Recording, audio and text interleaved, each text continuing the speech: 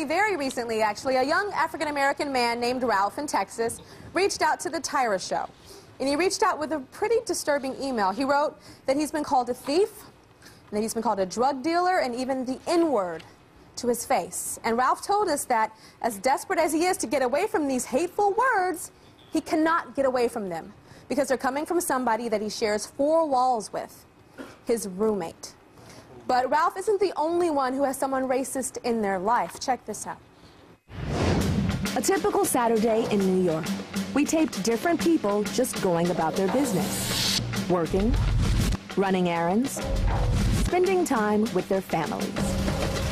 We set up a social experiment. We had people watch the video we shot to see what racial perceptions arise.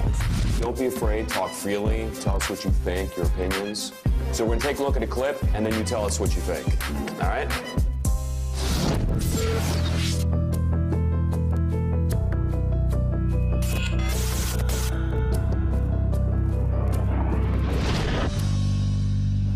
Honestly, it looks like the black guy might have stole something from the white man or did something that he didn't like. I'm black, and I agree with you. That's what it looks like to me. And basically, when you see a white man chasing a black man, I'm sorry. A white man is not going to chase a black man for no reason. How do you know? What? That's racist against your own race. I know what I see and I know what I know. But it's more typical in my experience that a black guy is going to steal from you than a black guy is going to shoot you. What experience is that? Have you ever been gunpoint by a black man? Yes, I have. Really? Yes. Personally, I have. When I walk past a black guy, then after I pass him, I make sure I still have my wallet. And that's no joke. This is also coming from a person who also does not have any black friends. I don't have people from the black people from my hometown don't try to be white people's friends either. All right. If you sit here and because you know we're the crackers, we're the honkies, you know, and that's straight up the truth. That's what you label yourself. No, that's what they label me. If you call me a I'm gonna punch you right in your head. I'm gonna punch your head off. Well, I've done it. You've done it? I've done it to people. Yeah. You wouldn't do it to me? Well, you call someone a yes, I have. I'm from Texas, all right? You think about that. We still have Klan meetings within 30 miles from where I'm from. Dallas now. All right? I'm Arkansas. All right, no. I'm not saying I'm justifying anything. My dad has been so racist from the time I was little. I've been brought up that way. Brittany, all right, how do you feel about black men? Do you think we're all the same? Kinda, because the only reason why I think that is because I haven't met one that isn't like that. Black guys are cocky. They're cocky? They try to act like players, and most of them, they scare the living daylights out of me sometimes. Do I scare you? No, not from the way I was raised. I've always been taught that they can hurt you, you know, like it scares me. I watch my news every night, and it's always some black guy up in Cincinnati shooting somebody else or robbing somebody, and I don't mean to be scared of them, you know? It just, that's my first instinct. Christian, would you say, are you afraid of black people? No. I'm afraid of what they could do, but no.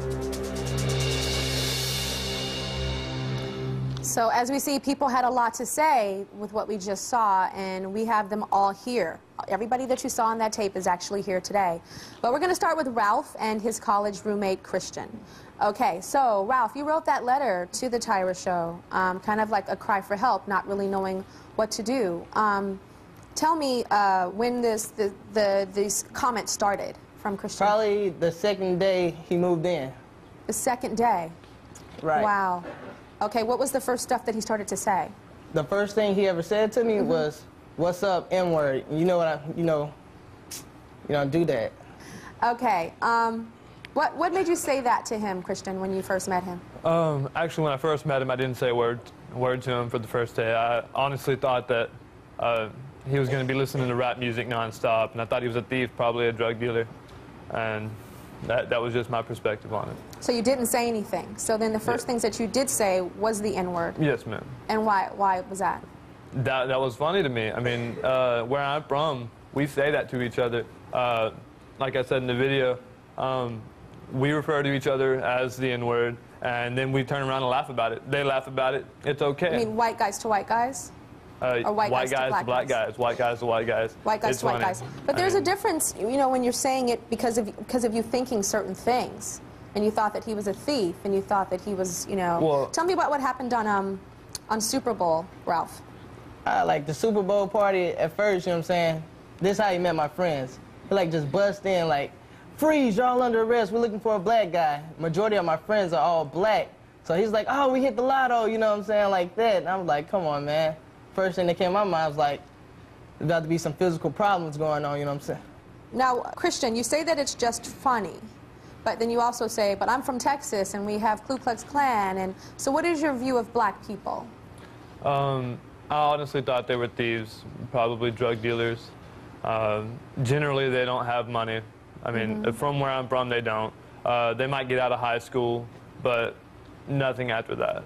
And I know that you had some surprises when it came to Ralph. What was one of the surprises with Ralph? Actually, it surprised me that he didn't listen to much rap music, that he actually had, his parents had set up him a college fund, or trust fund.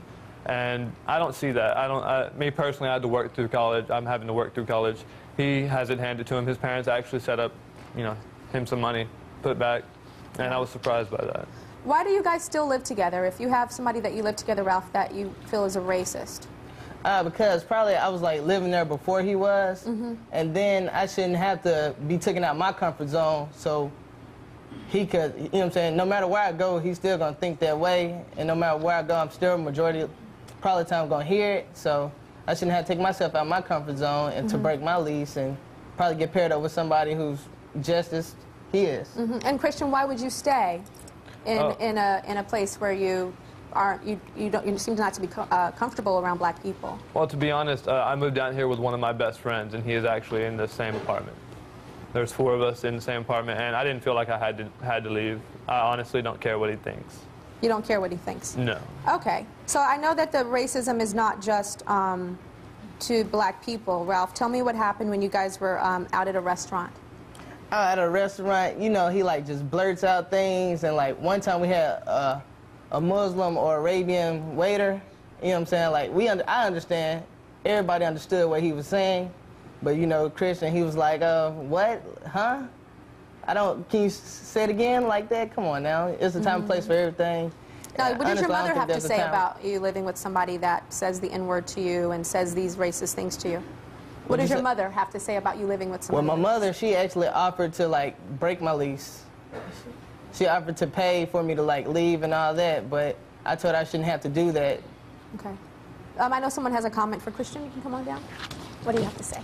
I heard you say that, like, a lot of things towards your roommate, but do you feel that way just towards black males, or do you feel that way towards, like, black women, too? Like, if you were to see me, would you label me a thief or, like, anything like well, that? From where I'm from, black women don't hold themselves as high.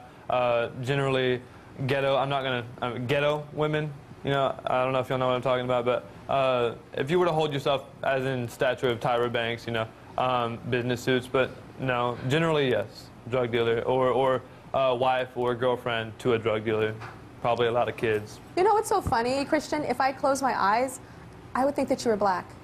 There's something about the tone of your voice and the bass and the baritone, because black is not just slang.